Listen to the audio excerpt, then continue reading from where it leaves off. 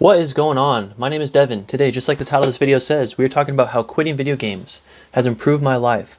A little backstory real quick. I started playing video games when I was probably 8th grade-ish. We got the first Xbox in the house. We were playing like Halo 3 and stuff. I played all throughout high school with some great friends. Leaving high school, we kept playing, all the Call of Duties. That was the main game we played, is Call of Duty. Quarantine came.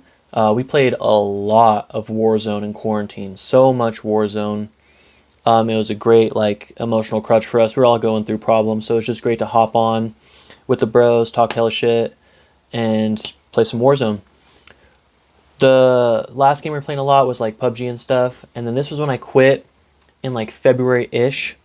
What I was doing was I would have days where I wouldn't play games, and I realized that those days were so much better than the nights when I would play games. The nights I would come home and not play games were so much more productive, so much more fulfilling than nights I would come home, get my food together real quick, set the plate down right here, play right here. It was just so much better when I didn't play video games. I really enjoyed it. So then I just decided to stop. Whatever brings me joy, I pretty much just do.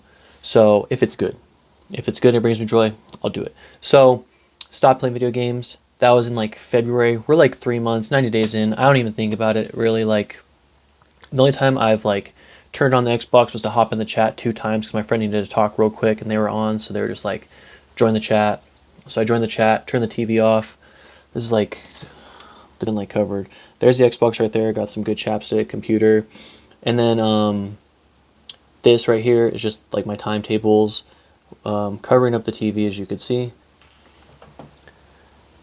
So yeah, some things I realized since quitting, especially with watching other self-improvement videos, leveling up on the video games doesn't translate over into real life. It's much, much more important to level up in real life, especially if you're a man.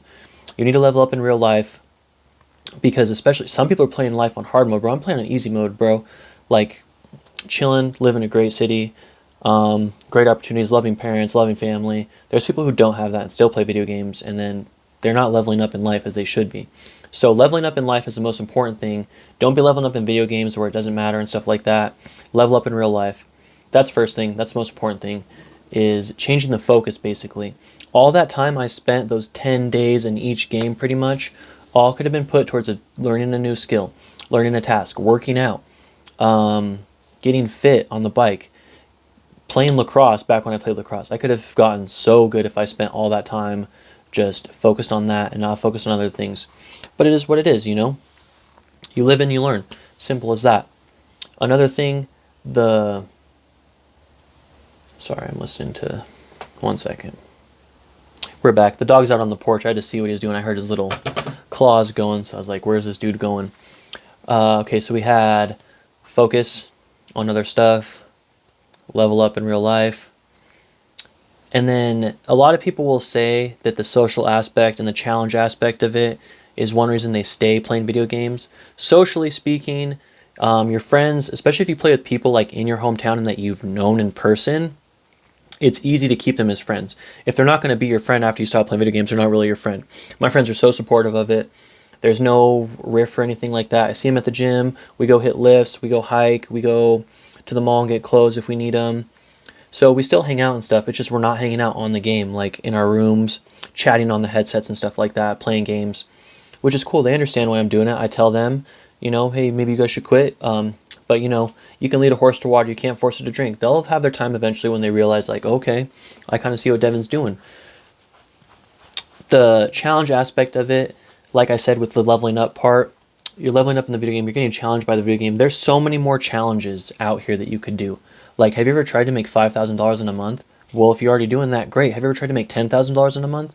Great. So many challenges. Have you ever tried to ride up the mountains that are over here? Or if you don't have mountains, have you ever tried to ride 100 miles on your bike?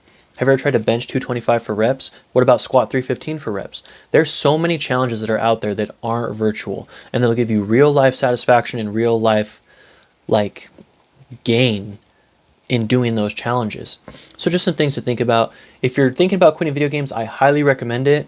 Just do a little experiment. See the nights, get your habit tracker and stuff all set up, and then check. The nights that you don't play video games, I am for sure they will be so much more fulfilling than the nights that you do play video games.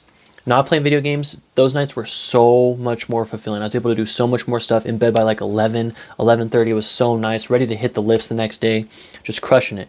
When I'm playing video games, you know, procrastinating, playing games, staying up too late, you're missing out on those games, bro. So highly consider it. Check it out. Don't play video games for a week, see how you feel. Don't play video games for a night, see how you feel. Yeah, give it a go. Have a good rest of the day. Peace out. Drink some water, man.